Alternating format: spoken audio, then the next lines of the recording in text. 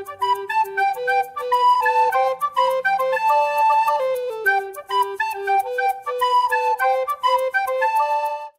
Share और subscribe करें हमारे इस चैनल को और बेल आइकन को दबाना ना भूलें ताकि हमारी वीडियो आप तक सबसे पहले पहुंचे। Hello students, my name is Rahul Morchhale, assistant professor LBS college. और फिर आपका एक बार स्वागत करता हूँ एलबीएस कॉलेज के यूट्यूब चैनल पर। और आज हम पढ़ने वाले हैं सीक्वेंशियल सर्किट। अभी इसके पहले हमने जो पढ़ा था वो सब कम्युनिकेशन सर्किट पढ़े थे, और आज हम जो पढ़ने वाले हैं वो सीक्वेंशियल सर्किट पढ़ने वाले हैं। तो उसमें सबसे पहले आता है फ्लिप फ्लॉप। तो फ्लिप फ्लॉप क्या होता है या व्हाट इज़ फ्लिप फ्लॉप, हम देखते हैं क्या होता है। तो फ्लिप फ्लॉप की डेफिनेशंस हम देखें तो इजी शब्दों में हम कह सकते हैं कि फ्लिप फ्लॉप एक प्रकार का सर्किट होता है जो दो स्टेट 0 और 1 पर होती है। ठीक है, दो स्टेट का यूज़ करता है, या तो वो 0 होगा या 1 होगा। इसके पहले भी मैंने बताया था कि हम जो भी डिजिटल सर्किट की बात करते हैं तो उसमें सिर्फ दो ही वैल्यू होती है, 0 और 1। मतलब बाइनरी लैंग्वेज होता है। तो 0 मतलब हमारा जो होता है वो लो वोल्टेज होता है, 1 मतलब होता है हाई वोल्टेज।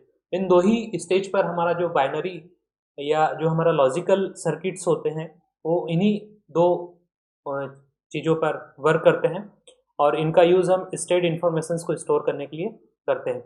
या हम कह सकते हैं कि जो फ्लिप फ्लॉप है वो फ्लिप फ्लॉप एक जो स्टार्टिंग वैल्यू है उसको स्टोर करता है, एक प्रारंभिक बिट को स्टोर करता है। ठीक है, तो फ्लिप फ्लॉप जो है वो एक flip flop is a basic unit 1 bit memory element is it means a flip flop is a binary cells which can store 1 bit memory informations।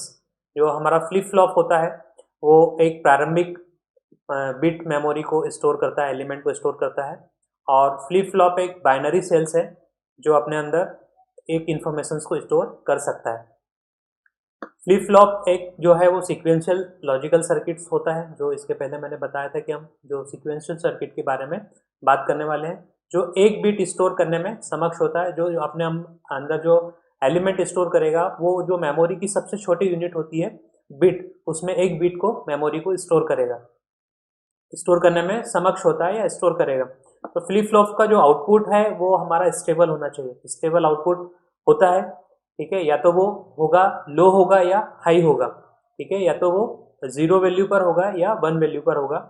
और सिर्फ दो ही वैल्यू होती है को ही कैरी करता है, जो एक हाई वोल्टेज, यानी हाई वोल्टेज मतलब यदि वो 1 होगा तो हाई वोल्टेज होगा, यदि 0 होगा तो वो लो वोल्टेज होगा। तो इस प्रकार से ये 0 और 1 पर काम करता है। अब मैं आपको एक जो डायग्राम मैंने आपको बनाया है, ये एक बहुत इजी डायग्राम बनाया है फ्लिप फ्लॉप का। यहाँ पर दो मैंने नॉर गेट का यूज़ कर रहा हूँ। तो ये ए और बी, यहाँ पर दो नॉर गेट लिए हैं।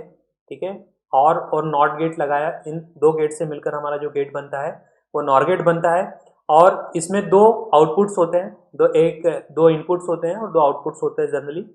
तो आर मतलब जो है हमारा रीसेट आउटपुट है, और एस मतलब हमारा सेट आउटपुट है। तो अब हम इस पे से कोई भी वैल्यू पास करेंगे तो कैसे वर्क करेगा, तो मैं आपको एक ट्रूथ टेबल के जरिए में दिखाता हूँ। ये जो हमने दो आर और एस जो है वो हमारे इनपुट्स हैं, और क्यू का इन्वर्स जो है वो हमारे आउटपुट्स हैं। अब ये लॉजिकली वर्क कैसे कर रहा है ये जो डायग्राम है, तो मैं आपको बताता हूँ। ट्रूथ टेबल, ये मैं दो इनपुट्स ले रहा हूँ।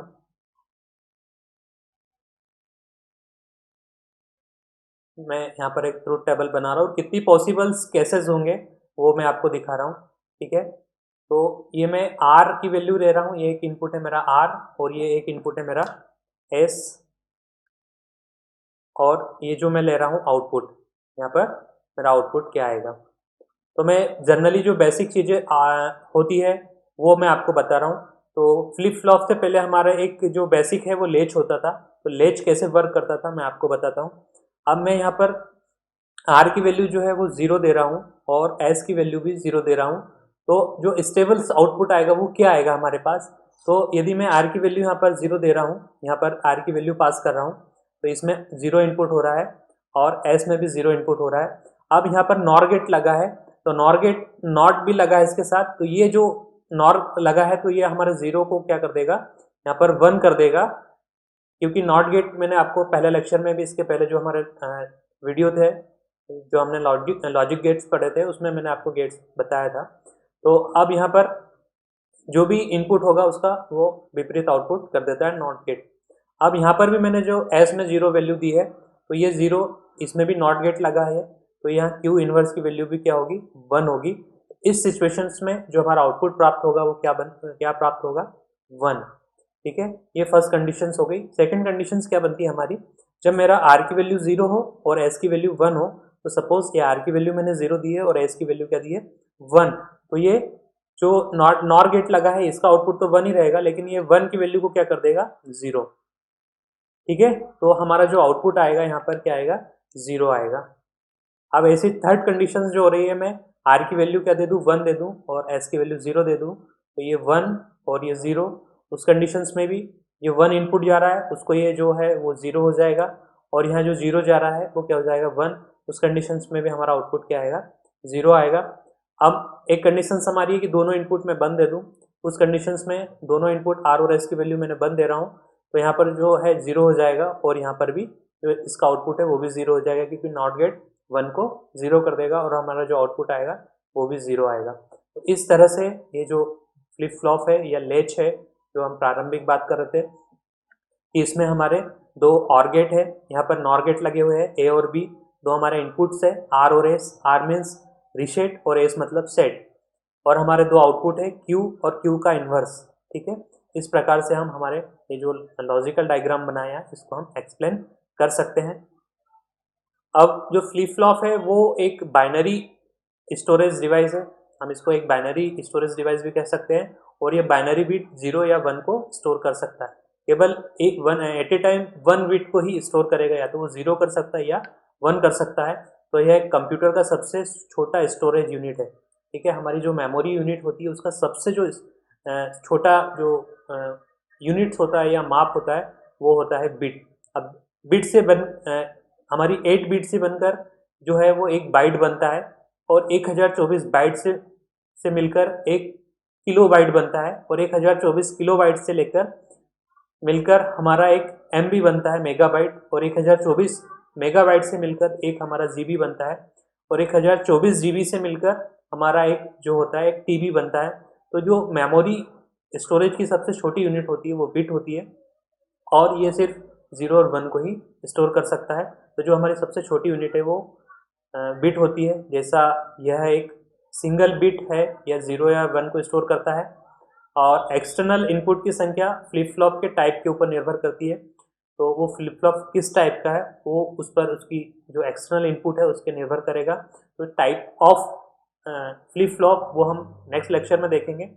तो फ्लिप फ्लॉप को स्टेबल मल्टी बायरेटर्स भी कहते हैं, क्योंकि इसको सर्वप्रथम विलियम्स एलेंस और FW जॉर्डन्स ने 1918 में विकसित किया था। ये कब डेवलप हुआ था, 1918 में। और इसको सर्वप्रथम किसने फ्लिप फ्लॉप को डिज़ाइन किया था, तो ये दो उनके वैज्ञानिक जो हैं उनके नाम है FW जॉर्डन। ठीक है, इन्होंने 1980 में इसको इम्प्लीमेंट किया था। सामान्यतः दो आउटपुट लाइन है फ्लिप फ्लॉप में जो उपलब्ध है, जो एक दूसरे से विपरीत होती है, क्योंकि जो हमारा फर्स्ट आउटपुट है, फर्स्ट गेट का आउटपुट है, वो एज ए इनपुट मिलता है, और जो हमारे सेकंड का जो नॉर गेट है उसका जो आउटपुट है वो हमारे फर्स्ट इनपुट में एज ए इनपुट जाता है, इसलिए वो एक दूसरे के विपरीत होते हैं। ज़्यादातर लोग फ्लिप फ्लॉप और लेच में कंफ्यूज होते हैं। तो फ्लिप फ्लॉप और लेच दोनों सर्किट होते हैं। मैं आपको यहाँ पर बता दूं कि लेच और जो फ्लिप फ्लॉप है वो दोनों सीक्वेंशियल सर्किट है, और दोनों ही इंफॉर्मेशन को स्टोर करने के लिए काम में करते हैं, 1 बिट मेमोरी को स्टोर करते हैं। फ्लिप फ्लॉप और लेच में एक डिफरेंस होता है, और वो है लेच में इनपुट जब भी हम चेंज करते हैं तो उसका आउटपुट चेंज हो जाता है। ठीक है, ये मेन डिफरेंस है लेच और फ्लिप फ्लॉप में, कि जब भी हम लेच का कोई भी इनपुट चेंज करेंगे तो उसका आउटपुट चेंज हो जाता है, जबकि फ्लिप फ्लॉप में लेच और क्लॉक का एक कॉम्बिनेशंस होता है, और लेच और क्लॉक से मिलकर बना होता है, और यह क्लॉक आउटपुट पर कंट्रोल ऑपरेशंस रखता है, इसलिए आउटपुट इसका चेंज नहीं होता है। लेच में हम इनपुट चेंज करेंगे तो आउटपुट चेंज हो जाएगा, लेकिन फ्लिप फ्लॉप में यदि इनपुट चेंज होता है तो इसका आउटपुट चेंज नहीं होता। क्यों नहीं होता है, क्योंकि ये क्लॉक और लेच का एक कॉम्बिनेशनल सर्किट होता है, इससे मिलकर बनता है।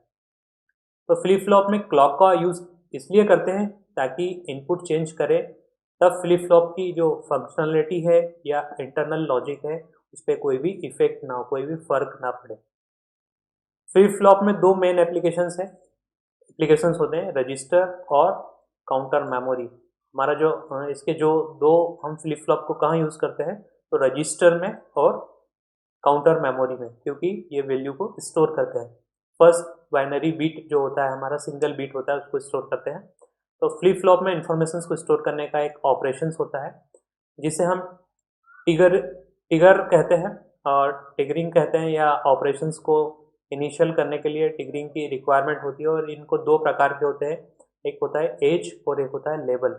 ये दो प्रकार के हमारे ऑपरेशंस होते हैं और उसे हम ट्रिगर कहते हैं, ट्रिगरिंग कहते हैं। तो ये क्या होते हैं या टाइप्स, फिर हमारा जो नेक्स्ट लेक्चर है वो टाइप्स ऑफ फ्लिप फ्लॉप है कि फ्लिप फ्लॉप जो है वो कितने प्रकार के होते हैं। तो ये हम इसको अगली क्लास में देखेंगे, नेक्स्ट लेक्चर में देखेंगे। ठीक है, तब तक के लिए थैंक्स, ऑल द बेस्ट।